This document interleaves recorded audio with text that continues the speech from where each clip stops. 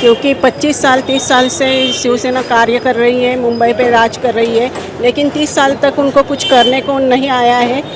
अगर शिवसेना जिनके साथ गई है, कांग्रेस के साथ गई है, उन्होंने 60 साल तक राज किया है पूरे भारत पे, लेकिन उनको 370 एक नहीं हटाने को मिला, उनको आया ही नहीं। उनको जो काम उनको नहीं करने को आया वो काम मोदी जी ने करके दिखाया है। इसलिए मैं मन से कहती हूँ कि लोगों ने अभी विचार करके अभी भारतीय जनता पार्टी को आगे लाना चाहिए। मैम अभी ये देश में जात पात की राजनीति कर रहा है, क्या बात कर रहे हैं आप? भारत जोड़ो यात्रा में जाकर लोगों को तोड़ने का काम कर रहे हैं। आज संघ के ऊपर आप आलोचना कर रही है। आपको क्या मालूम है संघ? कहा राजा भोज, कहा इंद्र का ऐरावत और कहा राहुल, क्या मालूम है संघ के बारे में?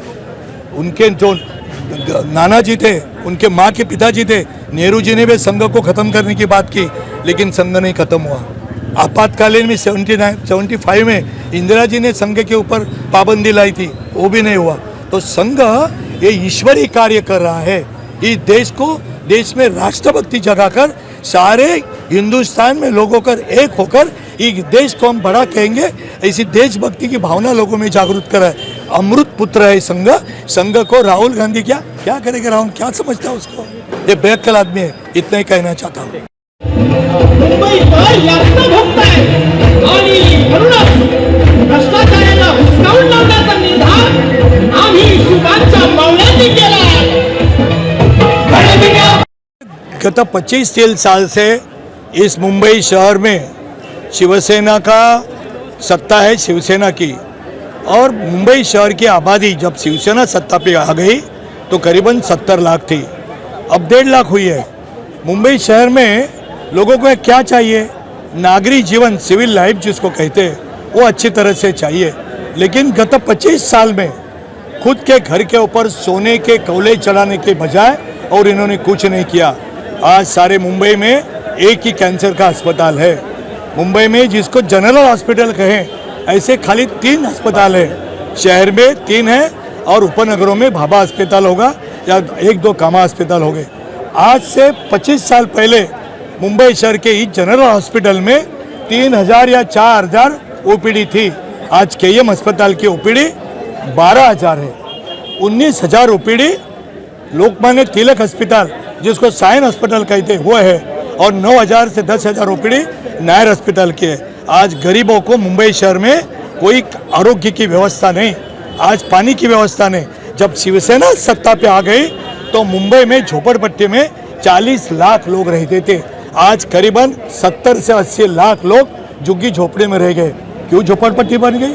जहाँ जहाँ डेवलपमेंट प्लॉट थे, गार्डन के लिए थे, फुटपाथ के लिए थे, रोड वाइडनिंग के लिए थे, अस्पताल के लिए थे, अच्छे विकास के कामों के लिए थे, वो सारे प्लॉट्स मुंबई शहर के आज इलीगल ऑक्यूपेशन हुआ है। बिल्डरों ने कब्जा किया है, झोपड़पट्टी दादाओं ने कब्जा किया है। ये सारे पाप के धनी, इसके जिम्मेदार मुंबई शहर में शिवसेना का जो शासन था उनके लिए है। बताइए ना लोगों को जाके कि गत 25 साल में हमने पानी की अच्छी व्यवस्था की है, हमने फुटपाथ की व्यवस्था की है, हमने रास्ते बढ़ाए हैं, हमने गार्डन की व्यवस्था की है। आज मुंबई शहर में करीबन 55 या 60 लाख महिला है, उसमें से 30-35 लाख महिला बर्तन मांजने से, घर काम करने से, ऑफिसर तक, पुलिस से लेके महिला काम करती है। यदि महिला स्टेशन पे जाए, कहाँ भी जाए, उनको सार्वजनिक स्वच्छता गृह की व्यवस्था नहीं है। ये मुंबई शहर है, छोटा भी देश में जो शहर हो गए उसमें सारी व्यवस्था है। और इसलिए जागरण जो हम कर रहे हैं, मुंबई की जनता के पास हम जा रहे हैं। जनता जान चुकी है, नहीं तो बिन बुलाए कोई बस नहीं, कोई पैसा नहीं, कोई हर के पीछे 50 रुपया हमने दिए नहीं, सारी जनता आई है। और इसलिए ये उत्स्फूर्त जनता का प्रतिसाद भारतीय जनता पार्टी को मिल रहा है। और इसलिए जागरण हम लोगों के पास, हम घर घर जाएंगे, गली में जाएंगे, बिल्डिंग में जाएंगे, कॉलोनी में जाएंगे, झोपड़पट्टियों में जाएंगे, हम वसाहत में जाएंगे और लोगों को बताएंगे कि 25 साल इस मुंबई की हालत भयानक किसने की, जिम्मेदार कौन है। और इसलिए भारतीय जनता पार्टी के साथ आप आइए, इस तरह का उनको आह्वान, नम्र आह्वान करेंगे। इसके लिए जागरण सभा है। आदि